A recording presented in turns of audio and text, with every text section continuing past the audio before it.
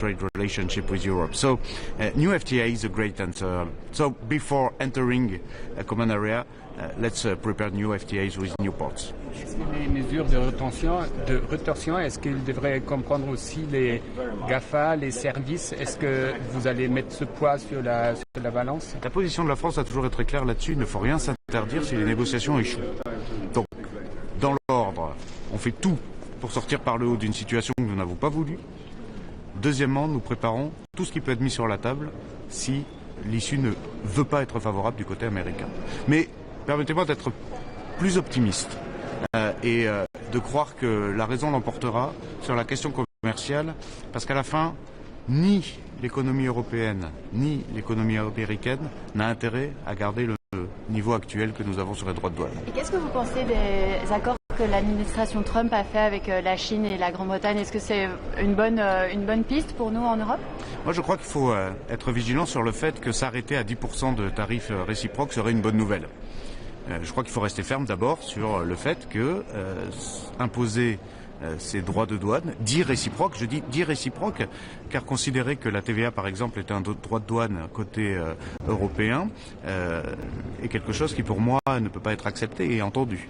Et donc rester sur le schéma actuel, même suspendu 90 jours, de 25% sur acier aluminium, 25% sur l'automobile, 10% sur presque tout le reste, en attendant peut-être de nouvelles mesures sur des secteurs comme la pharmacie, etc., ne peut pas être considéré comme tolérable et comme quelque chose d'acceptable. Donc je laisse évidemment chaque pays souverain dans sa négociation avec les États-Unis par définition, mais je crois qu'on aurait tort au sein de l'Union européenne, et c'est ce dont nous allons discuter, de considérer que la période de suspension est quelque chose qui peut finir là-dessus. Donc il nous faut être très clair sur le fait que la situation actuelle, telle que suspendue, doit être une situation sur laquelle nous devons évidemment aboutir pour l'annuler et en aucun cas pour considérer qu'elle est acceptable. Merci beaucoup. J'ai déjà répondu là-dessus. Ah, ok. Merci. Il y a des basiques qui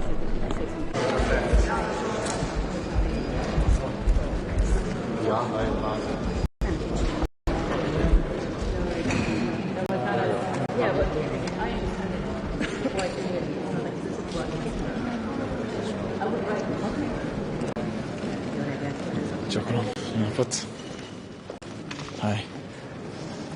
It's great to see you all this morning. We have a dense agenda. I represent Hungary, and the most important issue on today's agenda for Hungary is trade, of course. Hungary is one of the countries that is most suffering from the tariff war that's unfolded between the EU and the United States. And we deeply resent the belated response of the Commission to President Trump's concerns about the American trade deficit and the ensuing concrete measures to impose new tariffs on Europe. We think that the Commission should have done a better job in preparing for such a scenario, because it was known to everybody that President Trump would impose such an agenda, and nothing was done in time. So we would like to, again, encourage and call upon the Commission to do everything in its power to come to some sort of arrangement with the states. Hungary is paying about 1.5% of its entire exports as a tariff, as in the form of new tariffs to the United States, which is one of the highest ratios. So we need a solution from the Commission, and this is something that we'll be discussing today. The UK has a trade surplus with the US and still got hit with 10% tariffs. Do you think the deal the UK did is a good deal, especially with its anti-China provisions? Look, the deal done by third parties with the United States is not for us to judge or to have an opinion about, but I think that every deal that is concluded is a step in the right direction to stabilize global trade. Hungary is about the 70th most populated country in the world, and in terms of its export volume, it ranks about 34, 35. So we're an exporting country, we're an exporting economy. And any barriers, any obstacles, any tariffs in the global trade is a heavy burden on our economy. What would you have the Commission do, given that the UK had a trade surplus and still has 10% tariffs? How do you get rid of these tariffs? Look, Trump has been voicing his concern about the disequilibrium in the trade between the EU and America. And if negotiations had been opened or initiated by the Commission before the tariffs were imposed on Europe, I think some sort of a deal could have been reached. Now, regarding what happened with China, the fact that they came back from a 145% tariff to 35%, if something similar could be done with Europe, although not in the same measure, of course, then that would already be something that we would welcome and that would make our life much easier. Államtitkár úr, hogy látja a béketárgyalások esélyeit, különös tekintettel arra, hogy az orosz elnök végül nem megy el? Hát ugye nem tudjuk pontosan ki fog tárgyalni kivel és miről, de minden ilyen kezdeményezést mi nagyon előremutatónak tartunk. Úgy tűnik, hogy az oroszok egy technikai delegációt küldenek, az ukránok pedig politikusokat, ami hát felveti azt a kérdést, hogy egyáltalán lesz-e miről beszélniük, de reméljük, hogy valami kijön belőle. So she was asking about the peace talks in Turkey today. The Russians are sending a technical delegation, experts, let's say, and the Ukrainians are sending a high-level political delegation. So it remains to be seen what they can, do with each other. It reflects the different approach of the two countries. I think there's a risk that the Ukrainians today are not ready to enter into details, and it's more of a political show. But we will see. It is definitely in our interest that some progress be made today. Another question in English about this meeting today. You're also talking about diversification of trade relations and deepening them. Your Austrian colleague will suggest to enjoy Canada and Israel to join the European Economic Area. Is this something worth considering? Absolutely, absolutely. The more, the better. Again, we're a trading economy, and the most of the trade that we do is with EU countries. It's within the market. So if that market is bigger, then it's all the better for us. So why not? We're open to any suggestions of this kind. Are you happy with the new list proposed by the Commission, the 95 billion list of U.S. goods to retaliate if the negotiations fail, or would you like to cut it down? Now, if you see what Trump is doing, any kind of retaliation imposed against him or imposed against America triggers an even greater retaliation from their part. So if we want to go down that path of mutual, escalation, then we can, and it's a predictable path. But is it going to bring any benefit to the European and the Hungarian economy? We think not. It's not the way to deal with President Trump. We should sit down. We should understand and address the American concerns that are, at least in some part, seem to be justifiable, and then come to some kind of common understanding. You were criticizing the Commission for being slow. This list is in case the negotiations fail, so this is to be prepared. Sorry? This list is in case the negotiations fail, and you were criticizing the Commission for being slow, so is it not good to be prepared? Well, absolutely. Absolutely. But what we're saying is that the Commission should have been prepared beforehand. Trump, as a candidate, was talking about wanting to impose tariffs on his major trade partners, at least on the ones that have a surplus with him. And the European Union, of course, it was known that was among these partners. So some kind of idea should have been, elaborated before the actual tariffs were imposed. And now the damage needs to be undone by the Commission. Do you think that the tariffs are justified? The U.S. tariffs are justified? Which particular concerns do you share? So if you look at the American reasoning, from their point of view, there are at least certain parts of the argumentation that they're coming forward with seems to be justifiable, seems to be understandable. Now, we're not saying that we're happy with it. We're not saying that we wanted these tariffs to be imposed. We're not saying that we agree with them. But from their point of view, it's justifiable. So if we understand their concerns, as the Brits decided to understand them and come to an agreement, I think that's the way to do it. So will Hungary be okay with 10% baseline tariff, the same as UK has agreed to, if that's offered to? I think that would be a fair solution. I don't want to get into any numbers, but the 25% tariffs on the cars and the auto industry in general, and the electric battery industry is imposing almost 2 billion euros worth value of tariffs on Hungary, which is almost unbearable. China, if that's what Mr. Excuse me? Are you willing to decouple from China if that's what Mr. Trump wants? Stop investing? No, definitely not. That's a red line for us because we're having excellent trade relations with China, and China has become one of the biggest investors in Hungary. Actually, there was a year, I think, last year or the year before, when China invested 45% of its investments to Europe in Hungary. So we're highly overrepresented, considering our population and the size of our economy. So Hungary is benefiting from these very intensive Chinese economic and trade relations. We're not willing to give that up. Do you mean that you accept the 10% baseline? That's something that we would look at very carefully, because a 10% baseline is much more favorable than the 25% tax that we're paying, tariffs, that we're paying after the car industry, which is one of the pillars of our economy. Hungary produces one of the, it's one of the car manufacturing hubs of Europe, at least when we look at its share in per capita proportion. So it's hitting us very hard.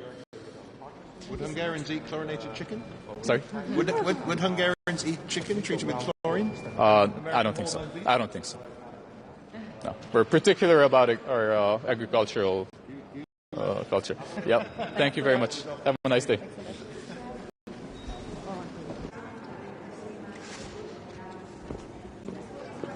Good morning, everyone. I'm Artem Surshurskis, the Deputy Foreign Minister from Latvia.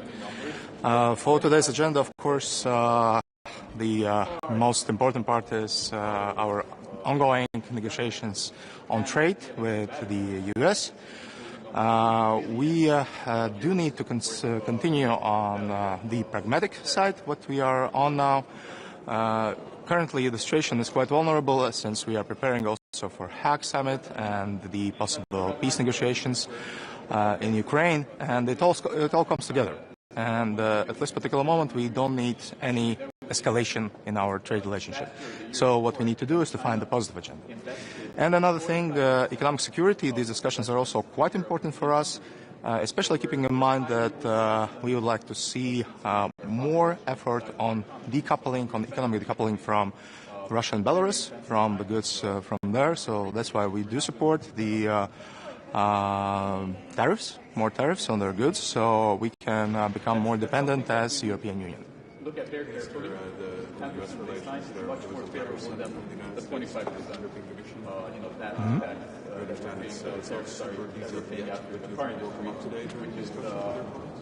This would be definitely one of the things we would discuss. This is one of the probably smaller steps in our negotiation process. But once again, the Commissioner Šefčovič is working very directly with our partners in the U.S., and we are trying to find some mutual ground for understanding. And this is probably the right path right now, because we don't need to start another war of escalation in this issue, but we need to find something which is both beneficial for European Union and the U.S. How do you look at the agreement that the U.S. reached with the UK? Is it something that the EU can take parts from, or is it rather shouldn't be more ambitious? This is probably one of the ways, and I think that this agreement is, I should say, quite good for both parts. All of them have reached several things they wanted to reach, and this could be definitely one of the ways for European Union.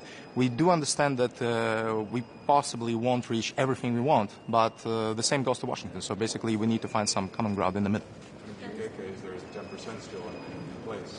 Is that something that the EU would find acceptable? We are not there to decide it yet. We are not there to decide it yet. We do have some imbalances in our trade with the U.S., and one of the things we would probably find acceptable is to tackle those imbalances and to fight for our big industries here in Europe. You also talking about diversifying the trade relations, and your Austrian colleague would suggest to invite Canada and Israel to join in an economic area. That's a very interesting idea. Haven't been discussed officially politically yet, but deepening relationship with other countries is also very important for us. And we are talking about new trade agreements or updated trade agreements. And for us, Mercosur countries are one of the big targets in this, and also finding some new partners in the Pacific region as well, and also in Africa. So basically, we need to expand our relationships, and this is historically a very important moment, since we need to remember our market is still very big, it's still very strong, and still capable to work with anyone.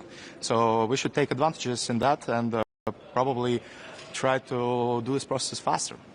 Minister, when you speak about things that could be offered to the U.S. or that positive trade agenda, what do you think are the most, what are you most optimistic about? Probably these are things about new technologies, also and deepening our military ties, because this is what Europe needs right now, to have more capabilities, and this is what U.S. can provide and produce. And also probably, of course, energy. Of course, energy, this is a big sector, and we're still somehow dependent on the energy from the aggressor countries, and we need to find new partners for that to be independent on that. Are the rules in SAFE at all a barrier to deepening military partnership? Does that exclude U.S. companies at all? Is that an issue? There are still some barriers on that, definitely, and actually there are some internal barriers inside the European Union on that, which is also one of the things we need to try lower. But probably the tariffs would still be, even in the military, the main issue of concern. Yeah, thank you very much, and have a nice day. Thank you. Bye.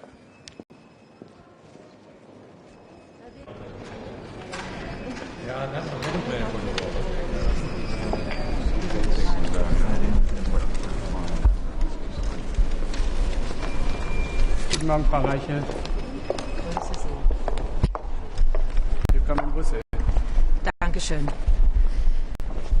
Europa und die USA vereint mehr, als uns trennt. Die USA sind nicht nur für Europa, sondern auch für Deutschland der wichtigste Handelspartner. Waren im Wert von 253 Milliarden Euro haben wir im letzten Jahr ausgetauscht.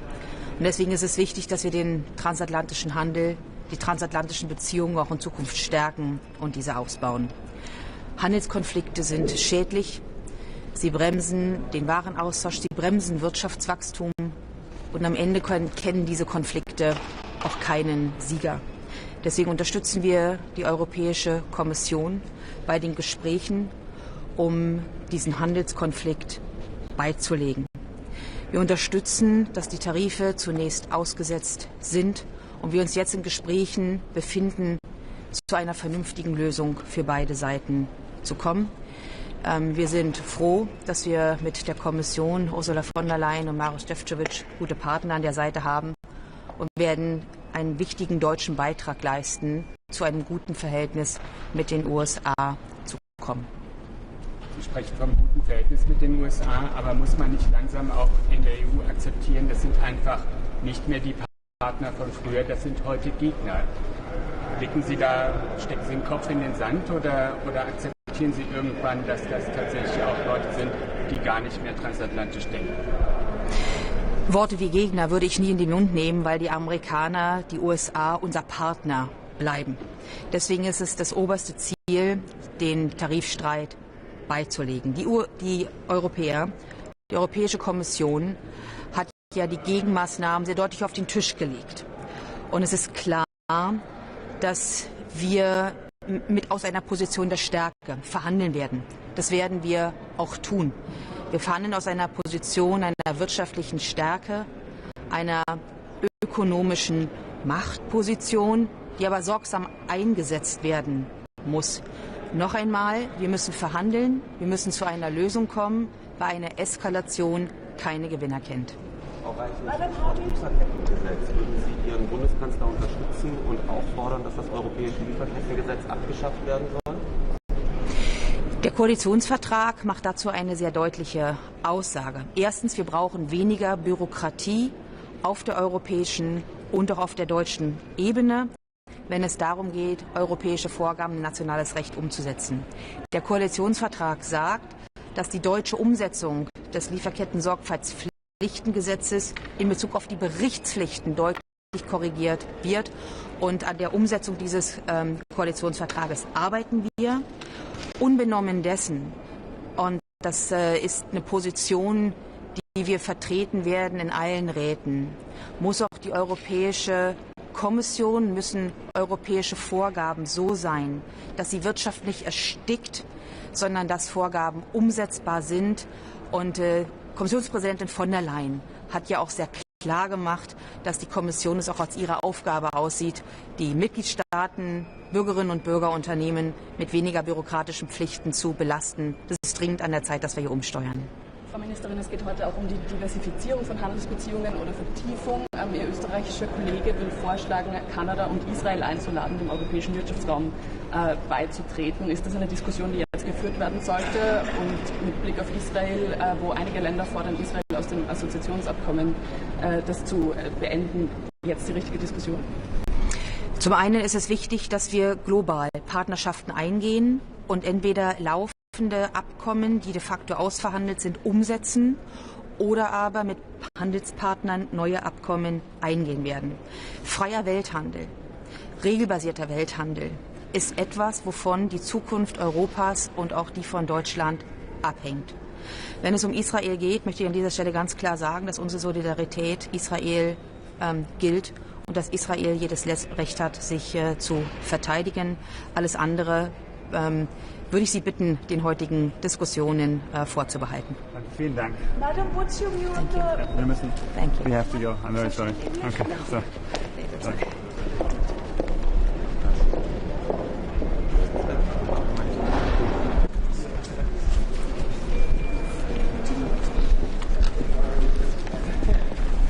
Grüß Gott, guten Morgen. Ich glaube, wir alle wissen, die europäische Wirtschaft steht am Scheideweg. Wir brauchen ganz, ganz dringend den Aufschwung, insbesondere was die exportorientierte Wirtschaft betrifft. Wir verdienen in Österreich 6 von 10 Euro im Export. Das heißt, nur wenn wir Produkte international verkaufen können, können wir Spitäler finanzieren, können wir Schulen finanzieren, können wir den Sozialstaat aufrechterhalten. Deswegen sind gute internationale Handelsbeziehungen von zentraler Bedeutung für Österreich und für die Europäische Union. Das betrifft auf einen die Beziehungen zu den USA.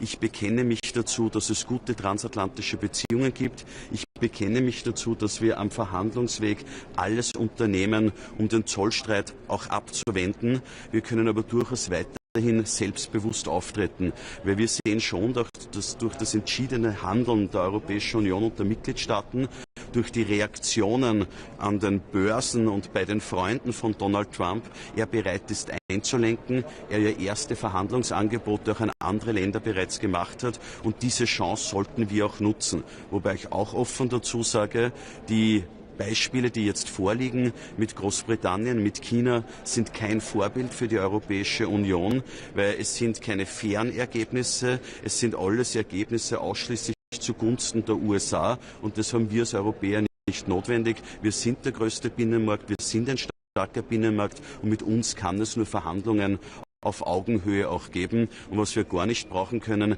sind irgendwelche PR-Gags, die quasi jetzt veranstaltet werden. Wir wollen solide, ernsthafte Verhandlungen auf Augenhöhe. Das bedeutet für mich, dass wir den Vereinigten Staaten ein klares Angebot machen, welche Produkte wir auch bereit sind, von ihnen abzukaufen und auf der anderen Seite aber nochmals nachschärfen bei den Gegenmaßnahmen, dass wir das Gegenmaßnahmenpaket vervierfachen auf fast 100 Milliarden Euro, um unmissverständlich und klar zu machen, wir sind ein fairer Verhandlungspartner, wir sind aber auch ein starker, ein selbstbewusster Partner. Was für mich gar nicht geht, ist, dass wir irgendwo nachgeben im Bereich der Regulatorik, was den Digitalbereich betrifft. Ganz im Gegenteil, wir müssen wieder die Souveränität zurückgewinnen, was digitale Handelsmärkte betrifft. Wir müssen die Souveränität wieder zurückgewinnen, was Social-Media-Plattformen betrifft. Es kann nicht sein, dass digitale Handelsmärkte kontrolliert werden von den USA oder quasi unter chinesischer Eigentümerschaft stehen. Und es kann nicht sein, dass so souveräne Dinge wie digitale Diskussionsplattformen, der digitale Stammtisch, Social Media ebenfalls abseits der Kontrolle von Europa stattfindet. Und auch das ist ein Punkt, wo wir eine klare Sprache brauchen. Und ich glaube, das kann man auch gut verquicken, auch mit mit den Verhandlungen mit den USA. Unabhängig davon, und ich habe das gestern in Berlin zum Ausdruck gebracht, brauchen wir eine neue europäische Handelsarchitektur. Wir müssen unsere Handelsbeziehungen diversifizieren. Wir müssen ein Klumpenrisiko verhindern, weil ich davon ausgehe, dass die USA unter dieser Administration weiterhin unberechenbar bleiben. Und mein Vorschlag ist, dass wir den EWR überdenken, dass wir einen neuen Binnenmarkt entwickeln, einen Binnenmarkt Plus, den Anspruch haben, einen globalen Binnenmarkt zu gestalten, eine Weiterentwicklung des EWR, der nicht an den Kontinentalgrenzen Europas endet, sondern bewusst Staaten mit aufnimmt, die like-minded sind, und dass wir da über das Zollthema hinaus Vereinbarungen treffen, was Produkt- und Zertifizierungsstandards betrifft, was die Anerkennung von Ausbildungen und Abschlüssen betrifft, aber was auch das ganze Harmonisieren und Digitalisieren von Zollverfahren, Zertifizierungsverfahren betrifft. Wir haben da ja schon gute Beispiele, Kanada im Bereich Chemikalien und Maschinenbau oder Israel im Pharmabereich. Und das müsste der große Anspruch sein, den Binnenmarkt neu zu denken, den Binnenmarkt groß zu denken, einen Art EWR Plus auch zu entwickeln. Und ich suche heute auch Gespräche mit anderen Mitgliedstaaten, um da eine Allianz zu bilden für die Neugestaltung des Binnenmarktes. Herr Minister, ich möchte da gleich einhaken. Was erwarten Sie denn von den anderen Mitgliedstaaten? Ich habe Ihren französischen Kollegen vorhin darauf auf Ihren Vorschlag angesprochen, und er meint, naja, wir verhandeln gerade Freihandelsabkommen, das ist jetzt nicht unbedingt die erste Priorität.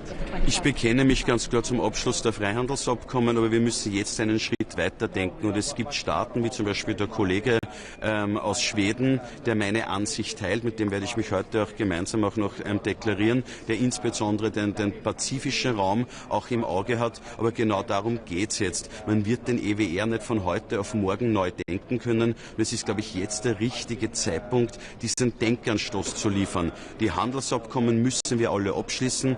Wenn ich mir jetzt nur durchrechne, die Handelsabkommen, die in Verhandlung sind, dann wäre 50% des Außenhandels der EU durch ein Handelsabkommen abgedeckt. Und dann sollten wir schon nachdenken, ob wir innerhalb dieser Gruppe nicht zwei Geschwindigkeiten schaffen und einen Art globalen Binnenmarkt auch gestalten. Österreich braucht es, die Exportwirtschaft braucht es, und wenn wir den Wohlstand halten wollen, geht das nur mit Außenhandel. Warum schlagen Sie da gerade Israel vor? Es gibt einige Staaten, die sogar vorschlagen, das Assoziierungsabkommen mit Israel auszusetzen wegen seines Vorgehens in Gaza. Die Linie der österreichischen Bundesregierung ist klar. Wir stehen auf der Seite von Israel, auch was wirtschaftliche Beziehungen und auch den Handel betrifft. Klar ist, dass die anderen Fragen davon getrennt zu betrachten sind. Das sind dann Fragen des Völkerrechts, das sind dann Fragen, die auf dieser Ebene auch erörtert werden müssen. Und ich habe Israel erwähnt ja als Beispiel, dass wir ja da über die Handelsabkommen hinaus schon eine Standardisierung im Pharmabereich haben. Oder wie wir in Kanada über die Handelsabkommen hinaus eine Standardisierung im Bereich von Chemie und Maschinenbau haben, als Beispiel, dass das die Grundlage wäre, auch für weitere Schritte. Sie haben die digitale Souveränität Europas angesprochen. Im deutschen Koalitionsvertrag steht, man möchte einen Deutschland-Stack aufbauen. Man denkt also an eine deutsche Cloud. Sollte die neue Regierung in Berlin auch mal ein bisschen europäischer denken, wenn es um digitale Souveränität geht? Ich halte das für eine Schlüsselfrage, nicht nur für unsere Souveränität, sondern auch für unsere Wettbewerbsfähigkeit. Ich erwarte mir, wenn die Kommission die Binnenmarktstrategie vorlegt, dass es auch ein starkes Kapitel gibt im Bereich digitaler Binnenmarkt. Es kann doch nicht sein, dass digitale Handelsplätze wie Amazon von Amerika kontrolliert werden oder Temo und Shein über China kontrolliert werden. Es kann doch nicht sein, dass Social-Media-Plattformen, die nachhaltig Gesellschaft und Politik beeinflussen, außerhalb der Kontrolle von Europa sind. Und das muss das ureigenste Interesse sein, dass wir in diese Fragen die Souveränität wieder zurückgewinnen. Eine Ausweitung des EWR. Wäre es auch denkbar, dass Handelsabkommen, die eben schon seit Jahren in Verhandlung sind in Asien, Mercosur, dass die vielleicht ausgeweitet werden, dass man die auch noch vertieft und ausweitet?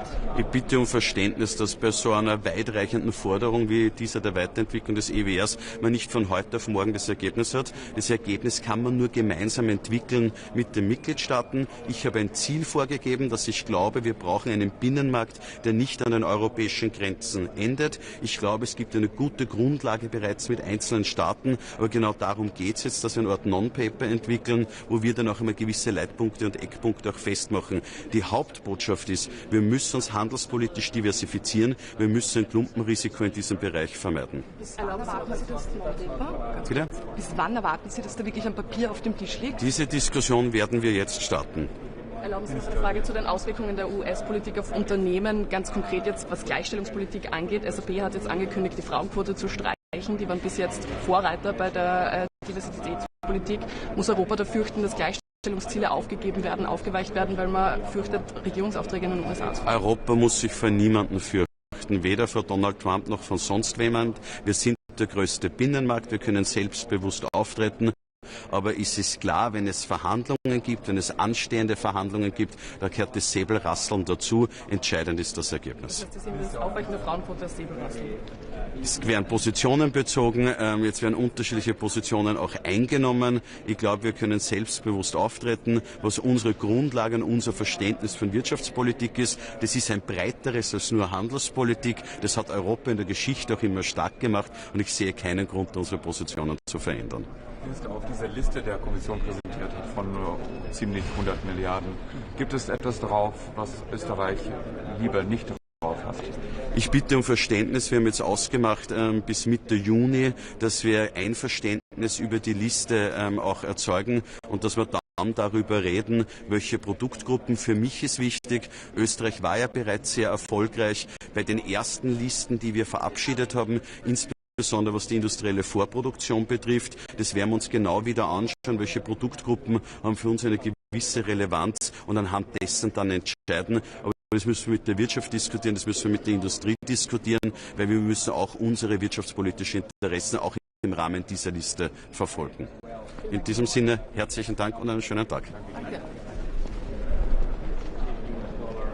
Internationale Handelsbeziehungen von zentraler Bedeutung für Österreich und für die Europäische Union. Das betrifft auf einen die Beziehungen. When the US is raising tariffs and turning inwards, Europe should open up even more. Sweden will continue to be the most free trade friendly country in Europe. We will put forward an initiative together with Austria to collaborate even more or to even join the CPTPP in order to increase trade with our Asian friends. I recently came from Vietnam and Japan, and a lot of the world's growth right now is happening specifically in Asia. So we can do a lot more together with the CPTPP. Sweden will also take an initiative today to reopen the free trade negotiations with Australia.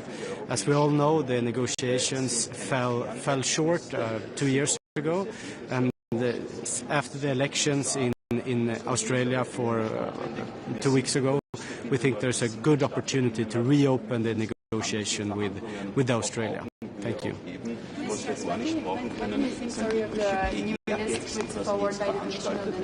Wir wollen solide, ernsthafte Verhandlungen auf Augenhöhe.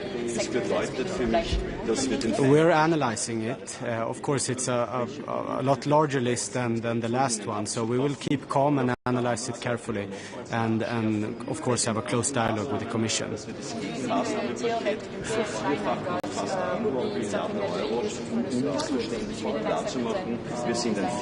If Europe takes if the UK-US deal is what Europe gets, then the US can expect countermeasures from our side. We will not be happy with that kind of deal. It's not a free trade deal. I wouldn't barely call it a trade deal at all. It's the baseline is still there. There are some extents for some companies. I think the way to make deals in that way. I'm a free market man, and I like free markets, and it shouldn't be lobbyists in Washington that gets the exempts. It should be as broad lower tariffs as possible.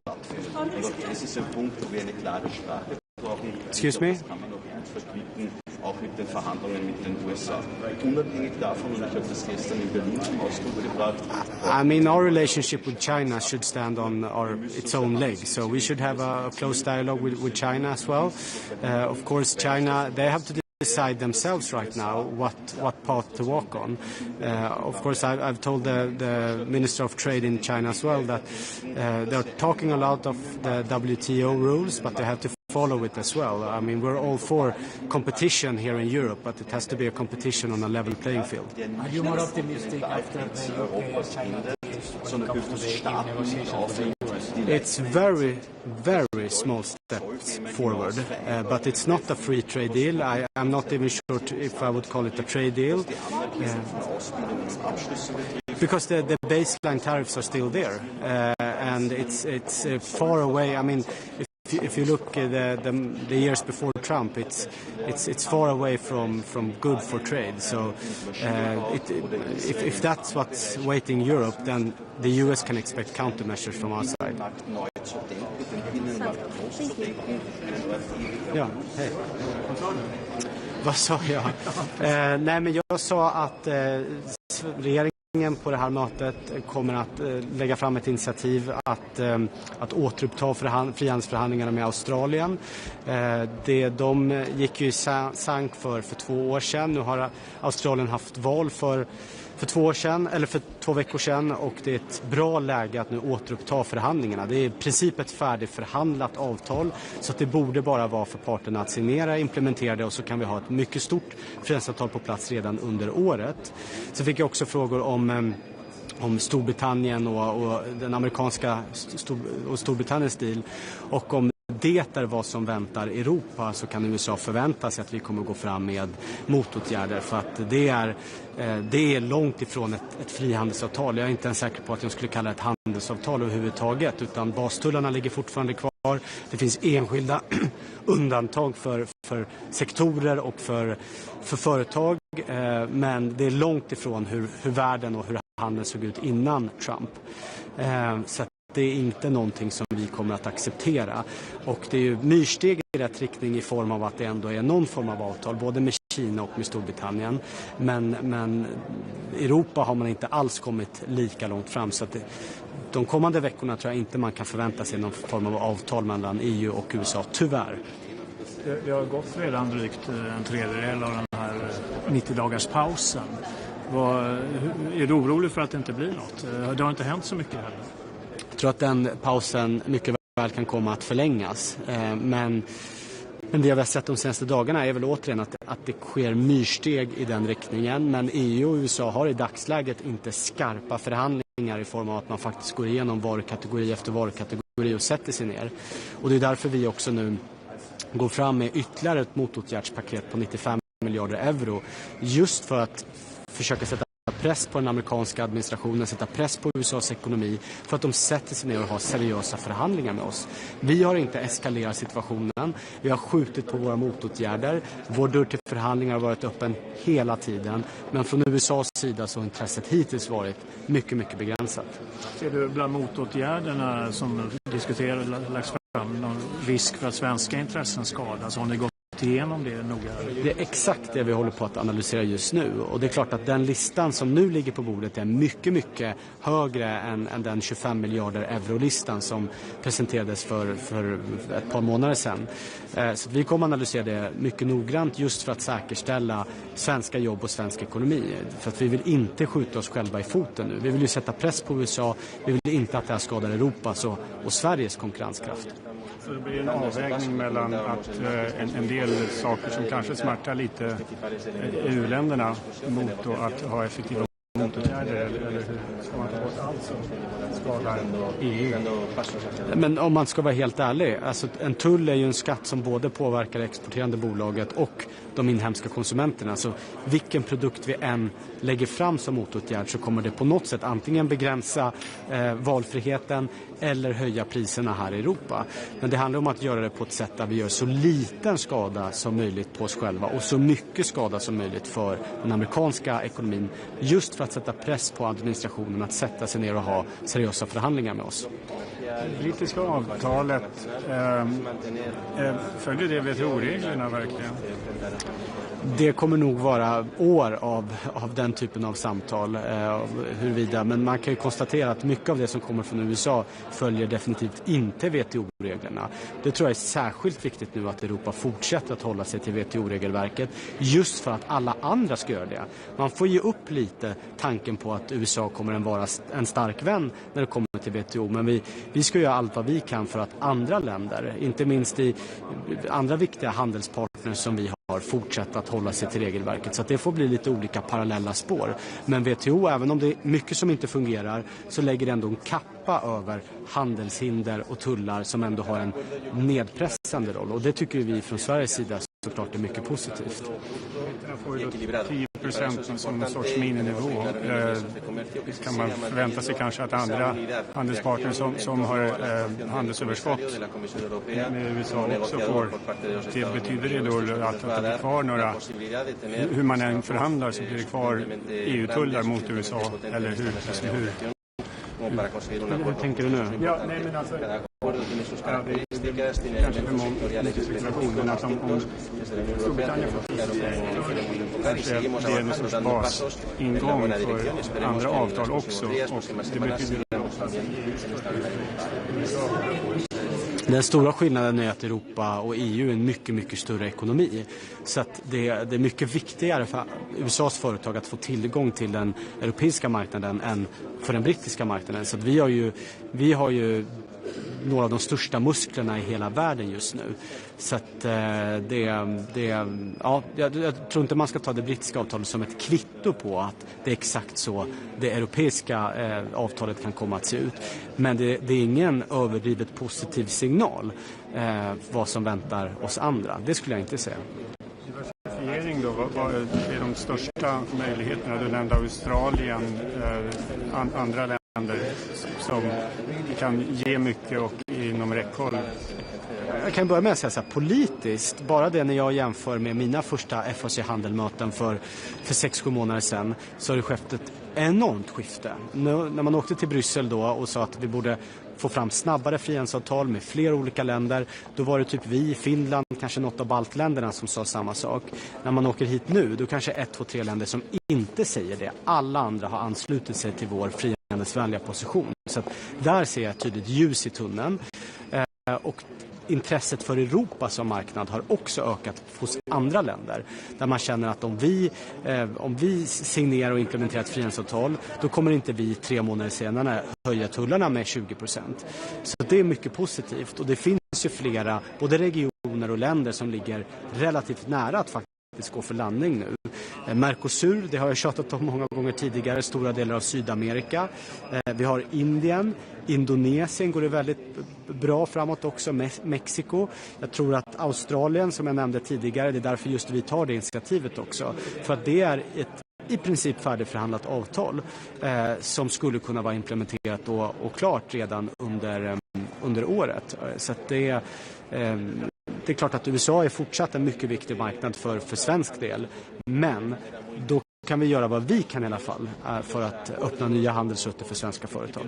Alltså man kanske minska ner på EUs krav i de här handelsavtalen, kanske på klimat, miljö, mänskliga rättigheter vet jag inte, men arbetsmiljö och sådana saker. Är det en framkomlig väg? Bör EU gå åt det hållet för att få till avtal? Ja, regeringen har sökt stöd för exakt den positionen i riksdagen, vilket vi också fick, så att det är nu den svenska regeringens position att vi öppnar upp även för det som kallas för rena avtal. Det betyder inte att avtalen inte ska innehålla delar om djurhållning och annat som är viktigt för oss. Jag menar, handel bygger på att man följer de regler som finns på den europeiska marknaden. Men vi vill se ökad flexibilitet för kommissionen. Det här är ju tusentals sidor. Mercosur har tagit över 25 år att förhandla fram. Det är tid vi inte har idag. En annan sån praktisk fråga är att det kan ta 1 till 2 år från att avtalet är genomröstat, är på väg att implementeras, till att bara översätta det till alla EU-språk. Där Sverige nu tar initiativ och driver att låt oss då det avtalet som finns på engelska, låt det börja gälla på en gång, och sen kan man då parallellt översätta till alla språk. Det viktigaste nu är att vi får fram nya frihandelsavtal och att de börjar gälla så fort som bara möjligt. Du är rädd för att företag ska tycka att det blir orättvis konkurrens då om de får tillverkare utanför EU får mycket enklare miljöregler och så vidare. Nej, alla svenska företag jag pratar med är väldigt positiva till frihandel, för det öppnar också upp nya marknader för dem i andra länder. Och svenska globala företag som exporterar idag har ju värdekedjor som spänner över många olika länder. En lastbil som tillverkas i Sverige kan ju ha komponenter från 30, 40, 50 olika länder. Det är klart att om man kan köpa in dem billigare så gör ju det svenska företaget också mer konkurrenskraftigt. Minister, a question in English, if I may. Your Austrian colleague just told me that you're going to talk today about broadening of the European economic area. He's suggesting, for example, to invite Canada and Israel to a broader project of the European economic area. Are you in favor of that? Is this the right discussion at the moment? Yes, we just talked about it a few minutes ago. We have the exact same position when it comes to CPTPP. CPTPP is a free trade area. It's 15% of the world economy, and of course Europe. Together with Europe, we're roughly, we're roughly 1/3 of the global economy.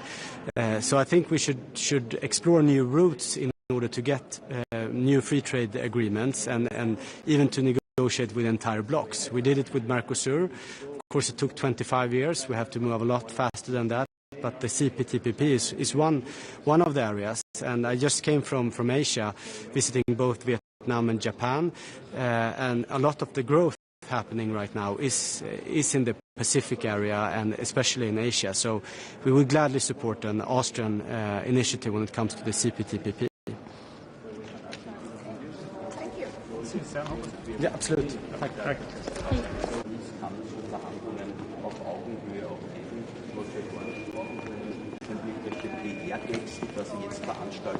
Tack. Good morning. Today we will discuss trade relations with the U.S., European economic security, and the ongoing trade negotiations with our other trading partners. On the U.S., we support the European Commission on finding the appropriate solution with our U.S. partners. We would like to have the talks with the U.S. intensified more in order for both parties to understand each other better. On European economic security, we support the approach to streamline the process to improve coordination and communication among the member states, and on trade negotiations with our other trading partners. We're looking forward to hear the updates from the Commission, and we believe it's the right momentum to fight the closure with India and Mercosur on the trade agreement. Thank you.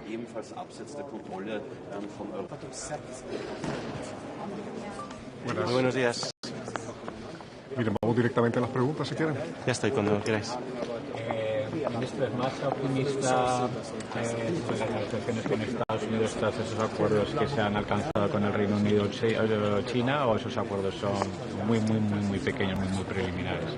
Bueno, yo creo que se van dando pasos, efectivamente, y son pasos positivos en cuanto no solo a esos acuerdos o preacuerdos tanto con Reino Unido como con China, sino que además en el marco de las negociaciones que se están llevando a cabo entre Estados Unidos y la Unión Europea, con la Comisión liderando la voz de los 27 Estados miembros, también van avanzando poco a poco, pero estamos dentro de este marco de 90 días que nos hemos dado. Ya estamos llegando a ese paso que comentábamos el martes, que es muy importante, de empezar a delimitar los principales elementos de discusión, de negociación, y por lo tanto en general yo creo que en estas últimas semanas estamos teniendo buenas noticias, dando pasos hacia adelante. La cláusula anti-China que se ha incluido en el acuerdo Estados Unidos-Reino Unido, ¿sería aceptable para España que la Unión Europea hiciese algún tipo de concesión en sus relaciones con China para bajar los aranceles con Estados Unidos? Bueno, no hemos visto el detalle del acuerdo entre Estados Unidos y Reino Unido. En cualquier caso, yo creo que ya hemos sido muy claros con respecto a lo que tiene que hacer la Unión Europea como gran socio o como gran, diríamos, bloque comercial y bloque económico a nivel internacional, y es mantener una actuación y una actitud frente a los grandes poderes económicos de igual a igual. Por supuesto, teniendo en cuenta que pueden ser, como es el caso de China, un rival, puede ser un competidor en muchos aspectos, muchos, pero que también puede ser un socio estratégico en otros, con intereses que tenemos conjuntos, comunes. Para nosotros el acceso, por ejemplo, a un enorme mercado como es el mercado chino, o la atracción de inversiones que puedan suponer el cierre de la brecha tecnológica en algunos sectores clave. Creo que hay que ir con una mente abierta, con una agenda muy clara de seguridad económica que proteja los intereses de la Unión, pero sentarnos como gran bloque comercial a todas las mesas de negociación. ¿La Unión Europea estaría satisfecha con un acuerdo como el que ha logrado Reino Unido o espera algo más ventajoso? Bueno, cada acuerdo yo creo que aquí va a tener sus propias características. Nosotros lo que esperamos es un acuerdo justo y equilibrado, y para eso es importante, y tenemos hoy una reunión de ministros de Comercio, que se siga manteniendo esa unidad de acción en torno a la actuación del comisario, de la Comisión Europea, como negociador por parte de los Estados miembros. Yo creo que esto es lo que nos va a dar la posibilidad de tener esa voz suficientemente grande, suficientemente potente en esta mesa de negociación como para conseguir un acuerdo justo. Eso es lo importante. Cada acuerdo tiene sus características, tiene elementos sectoriales específicos, distintos. Desde la Unión Europea tenemos claro cómo lo queremos enfocar y seguimos avanzando, dando pasos en la buena dirección, y esperemos que en los próximos días, próximas semanas, sigamos también en esta buena línea. Ministro,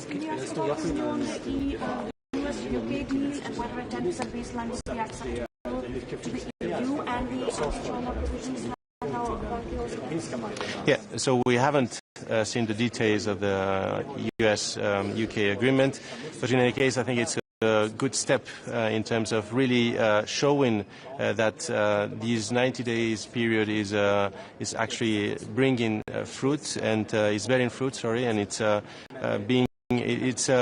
showing that basically with a proactive and constructive attitude we can reach agreements, and this is what we are having from the European Union. We're extending our hand to the US. We're really trying to get to reach this balanced and fair agreement, and we think that both the UK-US agreement and also the 90 days extension in the or suspension in the China-US tariff conflict as well are both good signs going ahead. In the specifics of the US-EU, I think it's a good sign also that we're now beginning to define what the perimeter of the specific elements in the negotiation is, and that perimeter will allow us then, once defined, to really get into the technical details that we will need to reach that agreement in principle within these 90 days. So all in all, I think these are positive signs and positive developments as well. Minister, 10%, is that acceptable to you? Well, again, I think the 10% is one element of the negotiation. We have to look at it not in isolation, but what the final deal will be, and that will of course include also sectoral agreements, and it will all boil down to a new specific effective tariff rate. We will see what that tariff rate is, but in any case we cannot just isolate one element. We will have to see how balanced the final deal is, and hopefully it will be a balanced and fair one. Ministro, ¿qué piensa de la lista de 95 millones? ¿Le parece que tiene alguna relevancia el hecho de que Estados Unidos haya dejado las negociaciones con la Unión Europea detrás de las chinas o con el Reino Unido? Bueno, yo creo que estamos trabajando desde el principio de manera muy intensa con Estados Unidos, y los acuerdos o estos principios de acuerdo irán llegando conforme vaya siendo posible. Yo no creo que haya habido ninguna intención de priorizar un acuerdo sobre otro. Como he dicho, estamos ya teniendo avances sustantivos con respecto a la definición de las áreas a negociar. Cada relación bilateral es distinta, compleja, heterogénea. En el caso de Unión Europea y Estados Unidos es la relación comercial más importante del mundo, ya lo hemos dicho muchas veces, hay mucho que proteger y por lo tanto de ahí esa voluntad por parte de la Unión de querer llegar a un acuerdo, y de nuevo yo creo que vamos dando pasos positivos. Hoy esperamos esas novedades por parte del comisario Šefčovič, sabemos que han tenido también contactos en los últimos días, seguimos dando pasos en la buena dirección y para mí esto es lo esencial. Ministro, ¿qué piensa de la lista de 95.000 millones que la Comisión ha preparado? ¿Cree que sería reducida significativamente las negociaciones con los Estados miembros o solo será pulida? Bueno, estamos ahora haciendo un análisis de esta lista preliminar que nos envió la Comisión Europea. Todos los Estados miembros estamos precisamente en este ejercicio. La discutiremos, tendremos una discusión preliminar hoy, todavía no se ha tomado ninguna decisión, pero en cualquier caso es importante, yo creo que sigamos trabajando en esta vía alternativa, pero priorizando la negociación. Tenemos que saber qué sucederá o por dónde irá, en este caso, la actuación de la Unión Europea en el caso de que no se consiga un acuerdo, porque esto yo creo que da más transparencia y predecibilidad a la actuación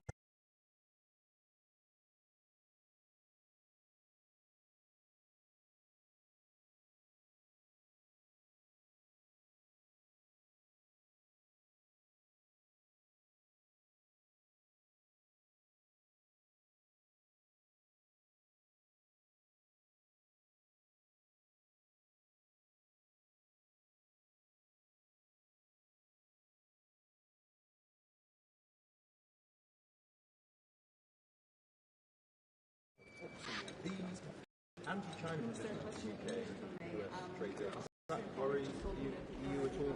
Could the EU do a similar deal? Well, again, we haven't seen the details of the UK-US deal, and in any case, as we've been saying for the past years, the EU needs to be an important actor, a relevant actor at the international level. We need to be one of the big economic powers sitting at the negotiating table, and that means, of course, engaging in negotiations and in deals with all relevant actors, including the US as our first trading partner, but also including China and others. That's the agenda going forward, and I think that's where the EU is, and I think that's also what Spain is backing as one of the big Euro area countries, big EU countries, and that's the way ahead. Actually, a few weeks ago, when President Sanchez was in China, one of his main arguments was that China and the US need to sit and talk, and I think this is actually what's going on, and that's also good news for everyone. But Commissioner Šefčovič talked about addressing Chinese air capacity in collaboration with the US. Well, that's one of the key elements that, for example, we're dealing with in the steel sector, where we have actually even reduced our safeguard clause in order to be able to deal with that excess capacity. So there is a way forward in terms of dealing also at the sector level with specific concerns due to excess capacity, oversupply worldwide. Sometimes it might be China, the main factor driving this excess capacity. Sometimes it might be other countries. There is a clear element here where there is an element for negotiation and a scope for an agreement also with the US. Muy bien. Muchas gracias. Gracias, chicos. Todo bien. Was Produkt- und Zertifizierungsstandards betrifft, was die Anerkennung aber was auch das ganze Harmonisieren und Digitalisieren von Zollverfahren, Zertifizierungsverfahren betrifft. Wir haben da ja schon viele Beispiele. Good morning. I'm looking forward for discussions on US-EU trade relations, on current trade negotiations and also European economic security. Finland is very open trade-minded, so we find it truly important that the negotiations with the EU and US are moving in the right direction. So I'm looking forward for Commission's updates and ministerial discussion on this topic. Your Hungarian colleague said that he'd be happy for a 10% baseline tariff to remain in place if the 25% on cars and steel would go. Is that Finland's position as well? No, we are much more open trade-minded, and I understand that the countries with heavy car industries, of course, highlight this tariff and the meaning. But I think 10% is not good at all to stick into. And I've seen some research from Fed as well that the 10% baseline for US toll is not good for them or their economy either, as European would have some countermeasure, counter toll as well.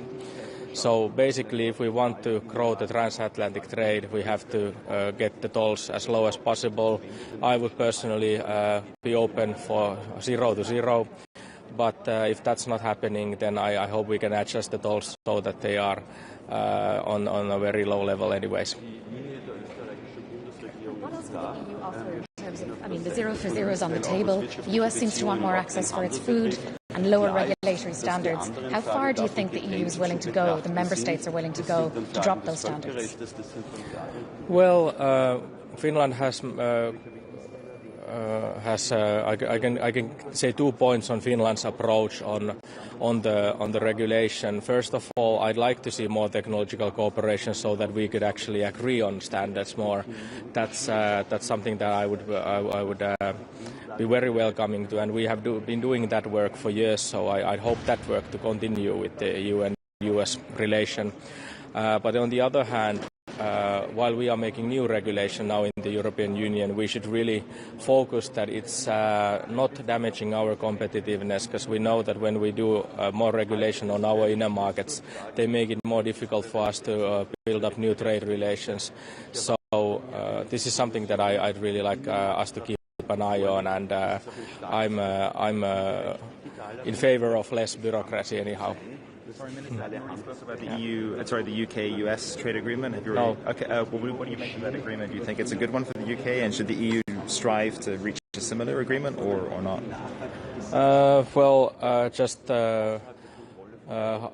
How I see it, it's not an optimal agreement for UK in any means, but I understand that they have this is their way of trying to move forward with maybe negotiating a better stance in the future. Situations are moving so fast now, and as the agreements are ongoing all the time, I don't know if we can really kind of look too much to anyone else. We have to focus on our relationship with the United States, and I think we have more reasons than anyone actually to make a good agreements, as we have the biggest trade relation with the US-EU in the world, and also the investment relationship is the biggest. Would it be acceptable to the EU to have something similar, basically involving, for example, a 10% baseline tariff? No, that's not what I would be hoping for. Finland is very open trade minded, and you have to keep in mind that actually the 10% tariff wouldn't be beneficial for U.S. economy either, as European Union would have some counter measure or have a tariff also. I don't think we can live in a situation where the other ones would just build up more tariffs and try to benefit their own industries, and we would do nothing. That's not our line. I think we want to negotiate an open trade agreement as possible, or open trade. But if it's not possible, then we have to have a very equal level of tariffs. You would support retaliation if it was a 10% baseline that the EU seemed to be left with? Yeah, I don't think we should kind of. I think I actually just got a research from Fed. I think it was from Dallas, but research on these tariff baselines that actually even 10% is not useful for U.S. economy if there is a EU rise in the tariffs as well. So I don't think we should let them kind of think that we wouldn't do any countermeasure. Because retaliation would further damage their economy, and is that the thinking? No, I think we have to be on the level playing field with the Americans as well, and I know they are now benefiting from low US dollar rate as well. So I think they're having double benefit at the moment. The cheap US dollar and the tariff of 10% that they were able to keep now on this current ongoing negotiation. So I think these are already two ways that are actually benefiting their industries. I don't think this is a very long-lasting solution. So the negotiations are ongoing, and Finland is looking for more open and equal trade. To keep a 10% tariff, you would say basically the EU should kind of do the same, or at least have some sort of balancing measures. Yes, exactly. I don't think it would be a good idea to keep it like that. Thank you so much. Thank you. Thank you.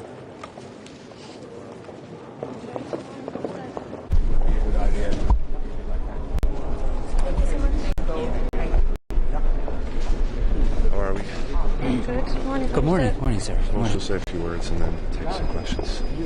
Well, I'm very pleased to be here today in Brussels for a meeting with trade counterparts from across the European Union. I think it's an important opportunity to take stock. Obviously, an awful lot has happened since the last Trade Council met only in Luxembourg. It's now 37 days into the 90-day pause that has been put in place in relation to the higher rate of tariffs. And the reason I mention that is we're nearly at the halfway point of the pause, and therefore there isn't a moment to lose in terms of getting into substantive engagement between the EU and the US. I think the EU have shown real form in relation to this, in constructively engaging with the United States, in Maroš Šefčovič staying in very close contact with his counterparts in Washington. But now I believe is the time for formal engagement and negotiation to begin.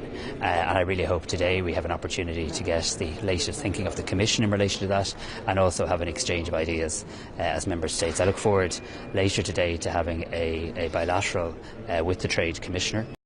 It'll be an important opportunity for me to update him on my latest conversations with the pharma industry.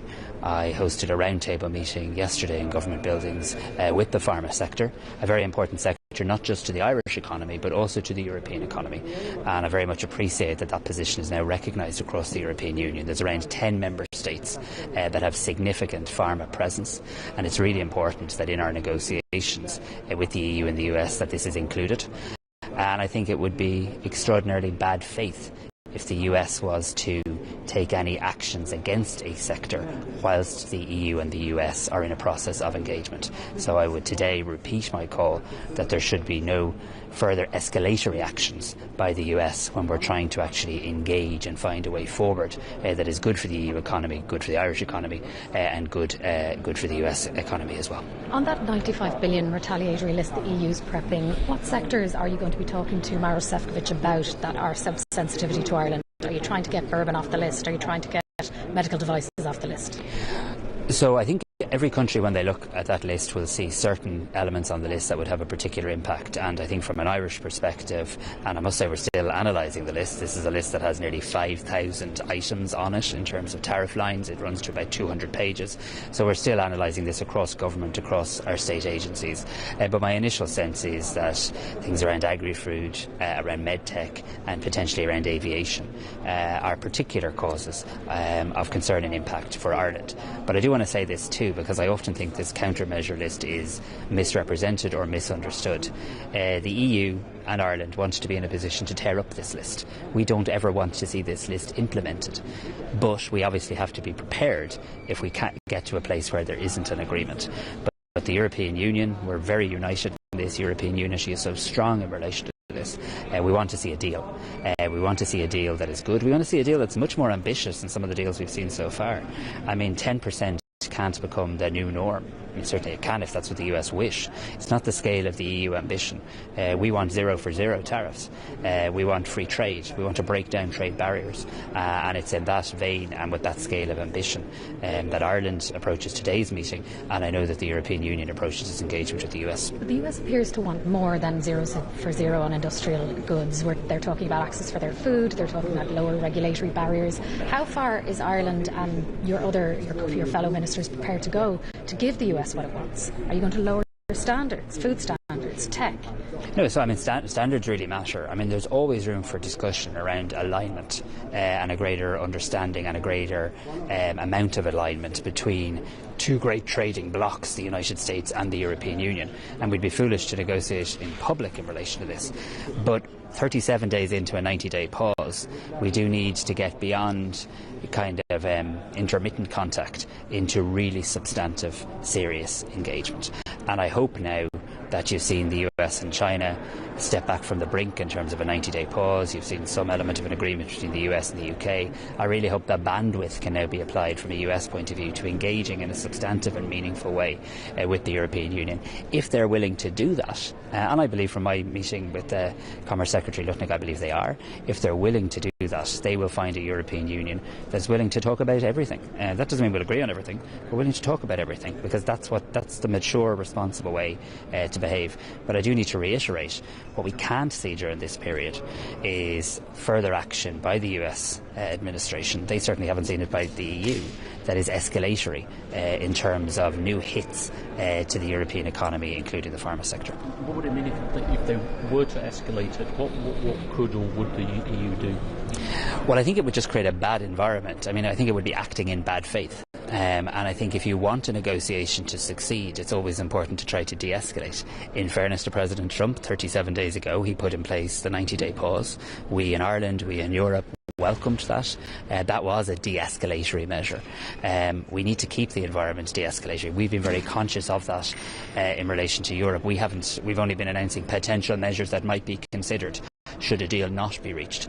And I just think it would certainly make the backdrop for agreement much harder. So it would be counterproductive. You said the 10% baseline tariff was not acceptable. If it were put in place and couldn't be removed, would it be appropriate for the EU to have corresponding rebalancing measures?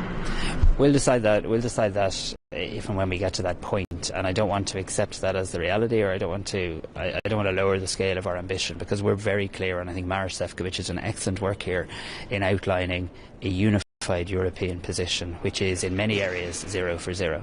I find it somewhat concerning that when you do see deals that the US have cut in relation to trade, those deals might make a country better off in terms of their trading relationship with the US than they were 2 weeks ago, but objectively worse off than they were 3 or 4 months ago. So it's all about when you start the point of comparison, isn't it?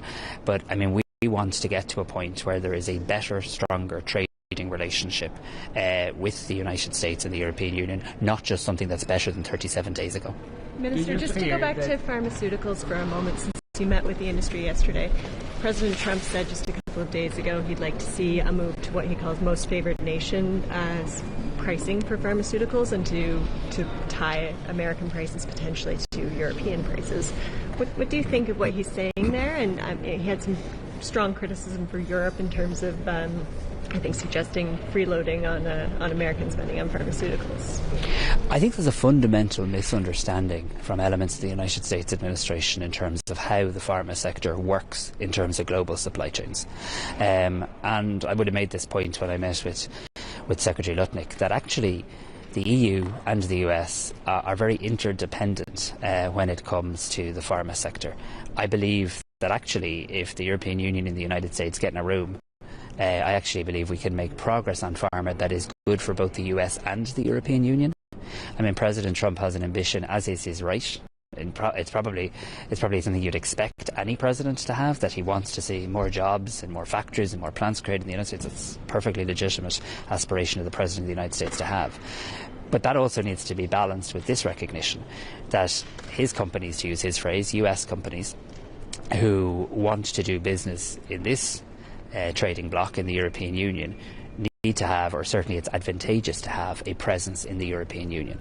So we're going through a period of good weather in Ireland at the moment, but that's not the norm. Pharma companies don't locate in Ireland for the sunshine. They locate in Ireland because they want access to 460 million consumers. They locate in Ireland and Europe, including many other member states, because they do very well out of there. They make a lot of money. It's good for them. And the idea that you'd actually shrink the global reach of your pharma companies, I don't think makes any objective economic or financial sense. So we can have a good conversation about pharma, I believe. I believe there's lots of areas where the EU and the US can act more closely in relation to this. But I would say to the President, respectfully, the disruption to supply, the impact on the price of drugs is very real, and I think the impact in a very practical sense on the companies and their ability to do business and do it in an effective and profitable way in the European Union would be challenged. So we reject, I mean, I know there's a Section 232 investigation, but I mean the idea that Ireland or the European Union poses any sort of security threat to the United States in terms of the presence of pharma is absurd. Thank you very much. Thank you. And deepening trade relations. Your Austrian colleague will suggest to invite Canada and Israel to join some kind of bigger European economic area. Is this something that should be discussed right now, and especially in regard with Israel?